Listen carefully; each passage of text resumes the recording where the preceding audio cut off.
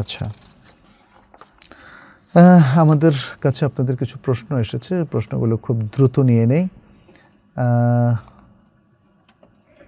Anis Nobel বলেছেন, আমি America থাকি, এখানে বেশিরভাগ জায়গায় কোরবানির পশু জবাই করার আগে ওই পশুর মাথায় গুলি করে অজ্ঞান করা হয়, তারপর জবাই করা হয়। আমি জানতে চাই এই নিয়মে কোরবানি করার বিষয়ে শরীয়তের বিধান কি? জাযাকাল্লাহু খায়রান। ইসলামী শরীয়তে মাথায় গুলি করা, অজ্ঞান করা, তারপর জবাই করার কোনো বিধান নাই। জবাই করতে হবে। রাসূল সাল্লাল্লাহু আলাইহি ওয়াসাল্লাম তাই করেছিলেন, তিনি কোরবানি করেছিলেন।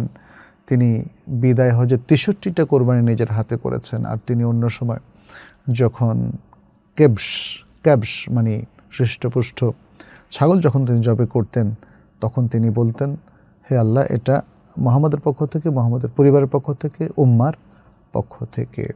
তাতে বোঝা যাচ্ছে তিনি শুধু জবাই করতেন, তিনি মুগুর দিয়ে পিটিয়ে কিংবা গুলি করে বা তীর দিয়ে তাকে অবশ করে তারপরে তাকে জবাই করেননি। অতএব এটা শরীয়তসম্মত নয়।